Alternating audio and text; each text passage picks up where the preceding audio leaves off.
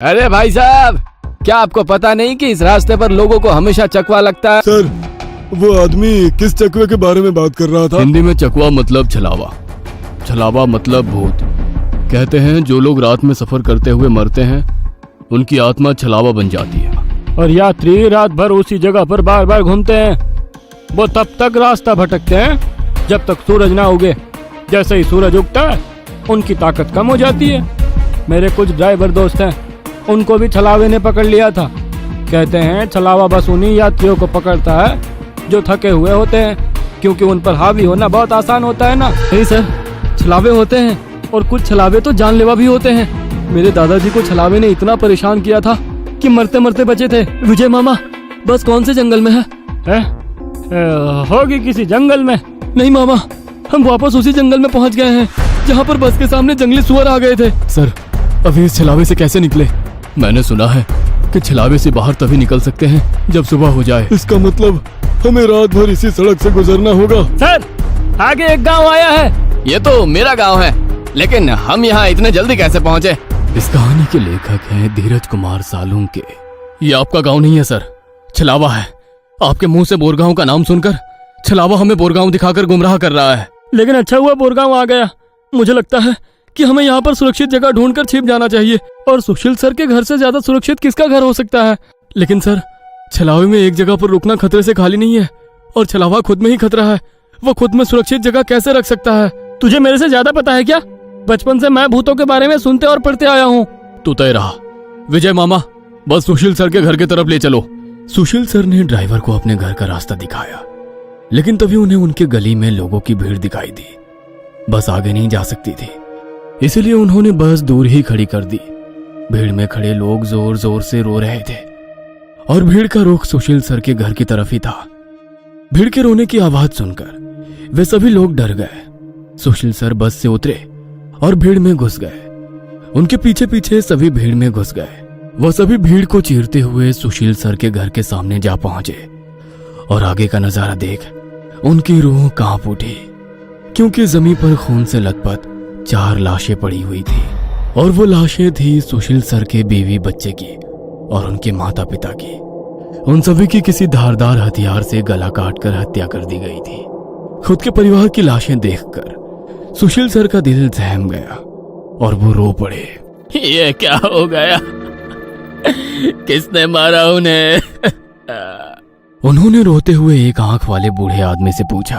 आज तुम्हारे बीवी ने चाकू से तुम्हारे बच्चे का और तुम्हारे माता पिता का गला चीरकर उन्हें मार डाला और फिर खुद का गला काट कर खुदकुशी कर ली। क्या? लेकिन क्यों? उसने ऐसा क्यों किया?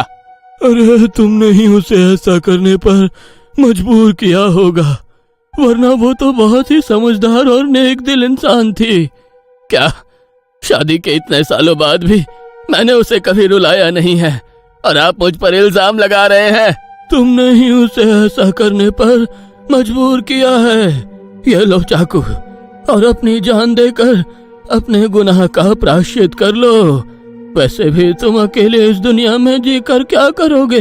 खुद की जान दे दो, वरना उनकी आत्मा को कभी शांति नहीं मिलेगी। न जाने सुशील सर को क्या हुआ, वो उस आदमी की बातों में आ गए। ऐसा लग रहा था कि वो उसकी बातों से वश में आ गए थे। उन्होंने वो चाकू अपने हाथ में लिया और रोते हुए बोले, हाँ, मैं प्रायश्चित करूंगा, मैं अपनी जान दूंगा। वैसे पास खड़े ड्राइवर ने उन्हें रोका। अरे सर, ये आप क्या कर रहे हो?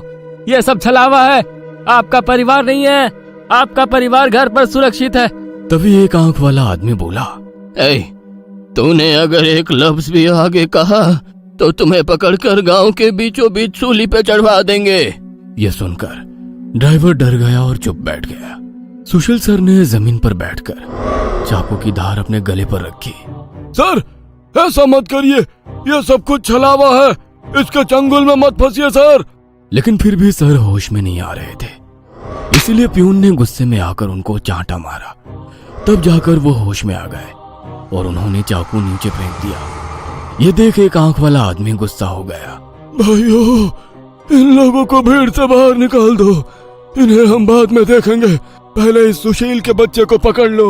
यह सुनकर भीड़ में खड़े लोगों ने सभी को भीड़ से बाहर कर दिया। श्रीकांत, विकास सर, प्यून और ड्राइवर भीड़ के अंदर घुसने की कोशिश कर रहे थे, लेकिन अंदर घुस नहीं पा रहे थे।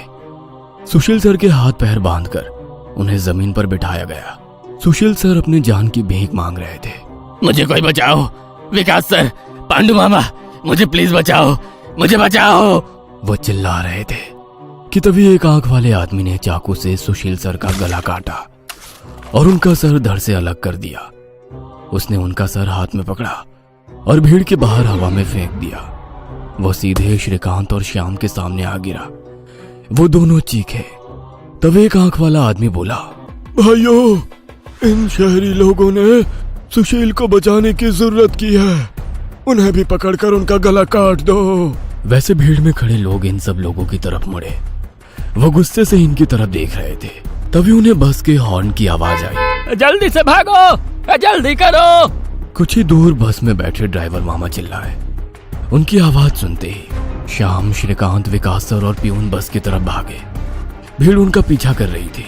ये सभी लोग जैसे तैसे बस में चढ़ गए। गांव वालों ने बस पर पथराव किया। बस के कांच टूटकर बच्चों के शरीर में उसके टुकड़े घुस गए, लेकिन उसमें से कोई भी नींद से जागा नहीं था, क्योंकि वो सब छलावे के प्रभाव से मोहित होकर सो गए थे।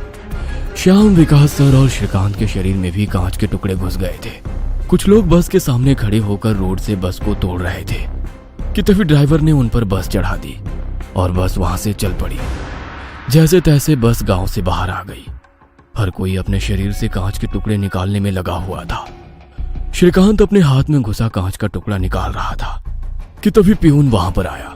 भतीजे, रुक, मैं निकालता हूँ, वो बोला, क्योंकि श्रीकांत उनकी बहन का बेटा था। बस फिर से वापस जंगल में आ गई थी। न जाने कब वो छलावा उन्हें अपने गिरफ्त से छोड़ने वाला था। सुशील सर की अभी अभी मौत हो चुकी थी। हर कोई घबराया हुआ था। श्याम, अब बताओ हम क्या करें? अरे इसे क्या पूछना है? इसकी वजह से आज सुशील सर की जान चली गई है और हम सब मरते मरते बचे हैं। चुप हो जाओ। हमने उन्हें बचाने की कोशिश की, लेकिन वो खुद अपने भावना को रोक नहीं सके और इसीलिए मारे गए। इसमें मेरी कोई गलती नहीं है। श्याम सफाई देते हुए बोला, लेकिन अब हम क्या करें? हमें बस सुबह होने का इंतजार करना होगा और बिना कहीं रुके बस चलाते रहना होगा। अरे लेकिन बस में इतना डीजल भी नहीं है कि सुबह होने तक चले। अगर बस का डीजल सुबह से पहले खत्म हो गया तो हम इस छलावे का शिकार हो जाएंगे। हाँ, ये भी है। ये छलावा तो मेरे सोच से ज्यादा ताकतवर निकला। आज अमावस्या है, शायद ये अमावस छलावा है। बुआ कहती थी कि छलावे के बहुत से प्रकार हैं, जिससे सबसे खतरनाक अमावस छलावा होता है। ये सिर्फ और सिर्फ अमावस की रात शिकार करने के लिए बाहर निकलता है। इसे अकेले 2 या 3 लोगों की शिकार करना पसंद नहीं है। जहाँ पर यात्री बहुत सारी संख्या में होते हैं, बस उन्हीं पर यह छलावा हावी हो जाता है। वो सबसे पहले सबसे ज्यादा कमजोर और सफर में थके हुए इंसान को ढूंढता है, उन्हें डर दिखाता है, और जब उसकी डर से मौत हो जाती है तो उसके शरीर पर कब्जा करता है और बाकी यात्रियों के बीच में रहकर उन्हें गुमराह करता है। उन्हीं छलावे में बस घूमता रहता है और जब सभी यात्री थक जाते हैं तब उनका शिकार करता है। और मेरे हिसाब से हम जिस छलावे के चंगुल में फंसे हैं वो अमावस छलावा ही है, और वो अभी हमारे बीच में ही है। श्याम डरावनी आवाज में बोला। यह सुनकर सभी के होश उड़ गए थे।